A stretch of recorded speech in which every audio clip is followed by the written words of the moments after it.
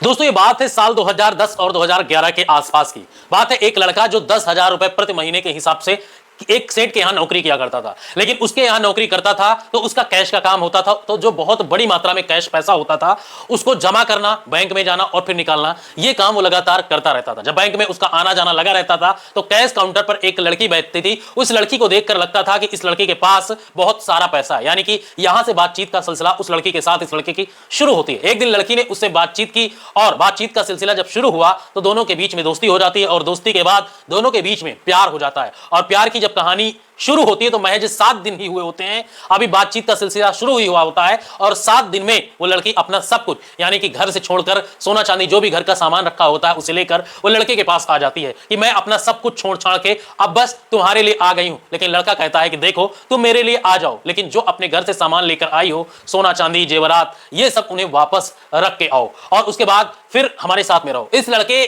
कि उस दिन किस्मत बदलने वाली थी, शायद वाकई में इसे पता नहीं था। वाकई में उस लड़की के आने के बाद इस लड़की की किस्मत बदल जाती है। उस लड़की से लड़का शादी कर लेता है, शादी हो जाती है। लड़के का नाम होता है अरमान मलिक, जिसका असली नाम था संदीप, और लड़की का नाम पायल होता है। दोनों की शादी हो जाती है, दोनों खुशी खुशी रहने लगते हैं। सालों के बाद उनका एक बेटा होता है और फिर एक दिन आता है जिस दिन वो अपने बेटे की जन्मदिन पार्टी मना रहे होते हैं और उस बच्चे का उसमें बर्थडे पार्टी में कुछ मेहमान भी आए हुए होते हैं और उसमें एक खास मेहमान आया हुआ होता है, उसकी पत्नी यानी कि पायल मलिक की खास दोस्त, जिसका नाम होता है कृतिका मलिक। अब कृतिका को देखकर अरमान मलिक के मन में उसके प्रति प्यार उमड़ने लगता है और जैसे जैसे समय बीतता है और जैसे 7 दिन में पायल मलिक से प्यार होकर शादी हो जाती है, उसी तरीके से फिर 7 दिन लगते हैं वो कृतिका मलिक से भी शादी कर लेता है। अब एक व्यक्ति की 2 पत्नियां और पत्नियों का मामला कुछ ऐसा होता है, कहते हैं कि हिंदू रीति रिवाज के हिसाब से कोई भी व्यक्ति, कोई भी आदमी बिना तलाक दिए दूसरी शादी नहीं कर सकता है। लेकिन अरमान मलिक, जिसका नाम संदीप होता है, वो खुद एक इंटरव्यू में कहता है कि वो जाट कम्युनिटी से बिलोंग करता है और अगर वो जाट कम्युनिटी से बिलोंग करता है तो हिंदू यानी कि सनातन धर्म को मानते हैं, उसमें एक से ज्यादा शादियां नहीं कर सकते हैं। इस पर काफी ज्यादा बवाल होता है, चर्चा होता है, ये लोग वायरल होते हैं, फेमस होते हैं और फिलहाल फिर एक कंट्रोवर्सी में 2019 में फंस जाता है। मामला था अरमान मलिक का अपनी एक नौकरानी के साथ रेप करना।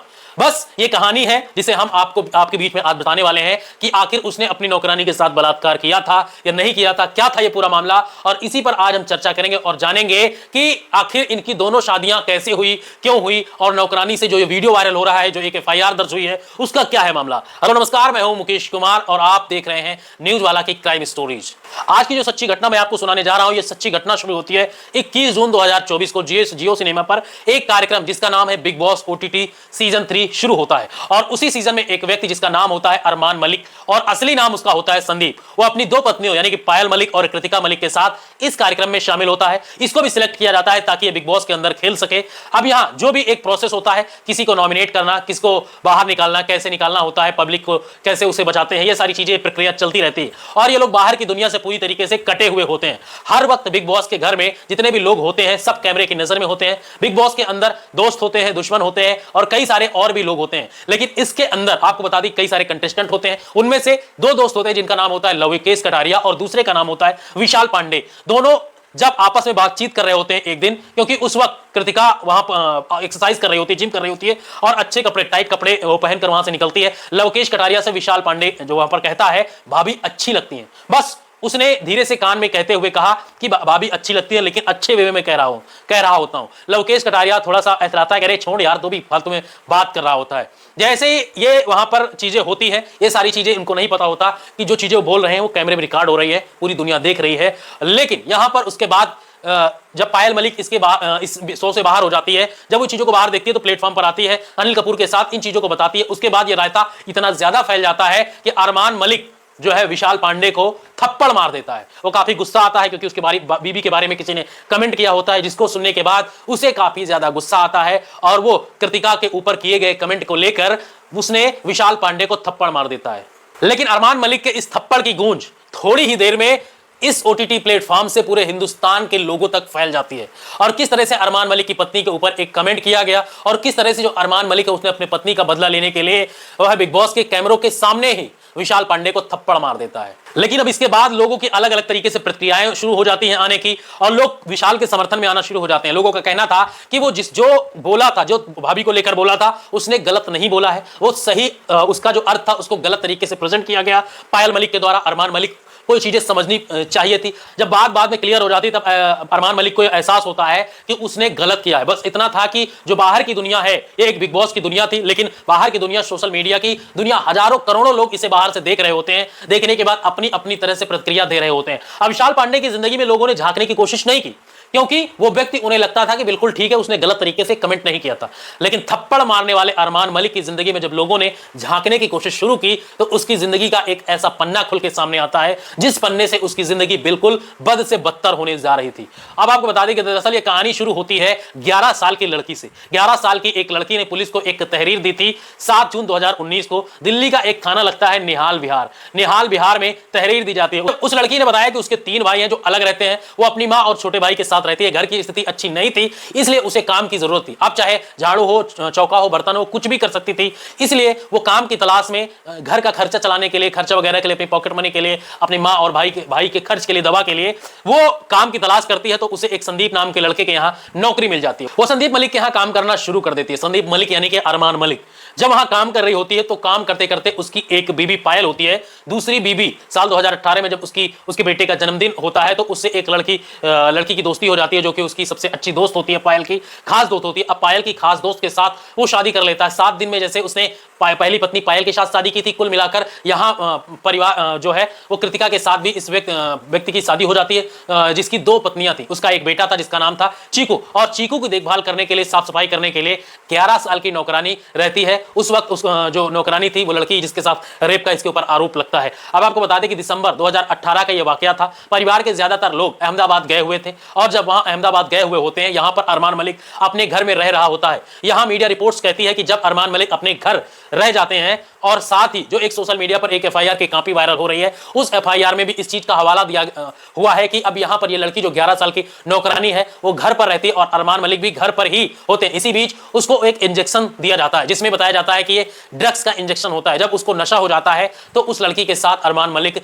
रेप करता है। आपको बता दें कि लड़की बहुत ज्यादा डर जाती है, क्योंकि इसके साथ 1-2 बार नहीं, कई बार मारपीट भी हो चुकी है। 1-2 बार आपको बता दें कि इसको इस तरीके से मतलब मारपीट की गई, उसके साथ उसे प्रताड़ित किया गया। जो बातें सोशल मीडिया पर वायरल हो रही हैं, अब इस लड़की का जब रेप होता है तो वो डर की वजह से अपने परिवार वालों को, मां को नहीं बताती। अब जब अरमान मलिक की हरकतें लगातार बढ़ती जा रही थी, लगातार मतलब वो परेशान हो रही थी, ऐसा मीडिया रिपोर्ट्स के अनुसार बताया जा रहा है कि वो लगातार जब परेशान हो रही थी, सर से पानी जब ऊपर चला गया तो उसने हिम्मत जुटाई, और हिम्मत जुटाने के बाद, क्योंकि अरमान मलिक जो है बार बार उसके साथ रेप करने लगता है, तब ये लड़की 7 जून 2019 को दिल्ली के निहाल बिहार थाने पहुंचती है। वहां पर एफआईआर दर्ज कराती है, और एफआईआर दर्ज कराने के बाद मामला पुलिस तक पहुंच जाता है। पुलिस इस मामले में जो भी कार्रवाई होती है, चाहे धारा 161 के बयान हो या फिर 164 के बयान हो, जब बयान लिए जा रहे होते हैं तब बयान लेने के बाद पता चलता है कि इसमें पायल मलिक का भी इन्वॉल्वमेंट होता है। यानी कि नौकरानी के साथ जो हो रहा होता है, पायल मलिक को भी इस बारे में जानकारी होती है। पायल मलिक ने कहीं ना कहीं अपने पति का सपोर्ट किया होता है। अभी मामला जब अदालत पहुंच जाता है, चार्जशीट लग जाती है, अब आरोपी की गिरफ्तारी के लिए दबिश दी जाती है। तो ऐसा दिन भी आता है, ऐसा तारीख भी आती है, 23 सितंबर 2019 को अरमान मलिक को गिरफ्तार कर लिया जाता है, ऐसा मीडिया रिपोर्ट्स कहती हैं। जो मैंने मीडिया में सर्च किया है, सारी चीजें निकल कर आई हैं, तो ये अरमान मलिक लगभग 14 महीने तक जेल में रहता है। उसके बाद इन्हें जमानत मिल जाती है, और जमानत के लिए अप्लाई करता है। आवेदन करने के बाद इसको जमानत मिल जाती है, और ये फिर अपनी नई जिंदगी, जैसे इनका पहले का जीवन जीने का तरीका था, लाइफ स्टाइल सी, उसको ये जीने लगते हैं। एक मामला जो सोशल मीडिया पर अलग अलग प्लेटफॉर्म पर, चाहे वो अन्य प्लेटफॉर्म पर, ये ब्लॉग बनाने लगते हैं, अपने परिवार की जो दिनचर्या होती है उसको दिखाने लगते हैं।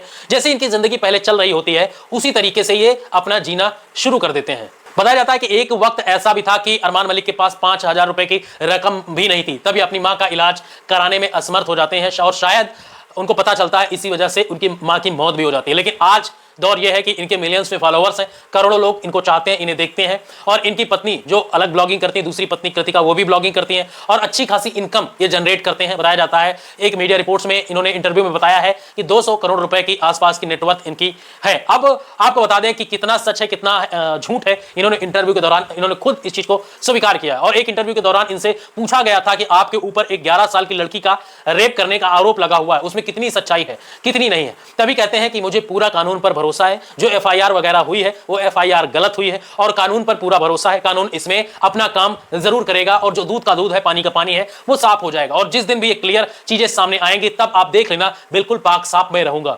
वहीं पर पायल मलिक भी कहती हैं जो मुकदमा इनके ऊपर चल रहे हैं, मतलब अरमान मलिक के ऊपर, वो मुकदमे झूठे हैं। लेकिन इससे तो ये साफ जाहिर होता है कि कहीं ना कहीं मुकदमा तो है। अगर मुकदमा है तो बात चल रही होगी और मामला चल रहा है तो अदालत में विचाराधीन भी है, बताया जा रहा है। अब अदालत का जो भी सबूत रखे जाएंगे, जो बयान होंगे, उसके आधार पर जांच पड़ताल की जाएगी। रिपोर्ट्स के आधार पर ये दोषी पाए जाते हैं तो हो सकता है कि भविष्य में अगर ये दोषी होते तो इनको उम्र कैद की भी सजा हो सकती है। लेकिन जिस तरीके से बिग बॉस OTT 3 सीजन में विशाल पांडे को थप्पड़ मारने के बाद अब बहुत ज्यादा ये चर्चाओं में आ गए थे। हालांकि अभी हाल ही में बिग बॉस से बाहर भी आ गए, पायल मलिक पहले ही बाहर आ गई हैं, कृतिका हालांकि फिनाले टॉप 5 में पहुंच चुकी हैं। लेकिन लोगों ने इनकी निजी जिंदगी में झांकना तब शुरू किया जब विशाल पांडे को इन्होंने थप्पड़ मारा। अब इनकी 2 पत्नियों की बात हो या फिर 11 साल की नौकरानी के साथ रेप की बात हो, ये चर्चा का विषय बन जाता है। और यदि एफआईआर सही है, यदि चार्जशीट बिल्कुल सही है, तो अदालत में सबूत सही पाए जाते हैं तो इन्हें उम्र कैद भी हो सकती है या फिर आजीवन कारावास या फांसी भी हो सकती है। क्लियर तभी हो पाएगा जब निर्णय होगा। लेकिन इस घटना को सुनाने का मकसद ये नहीं था। इस घटना को सुनाने का मकसद यही था कि आप लोगों को जागरूक किया जाए, आपको सचेत किया जाए कि किस तरीके से अरमान मलिक जो अपने आप को पाक साफ बताते हैं, कहीं ना कहीं दाग उनके ऊपर भी लगे हैं। लेकिन फिलहाल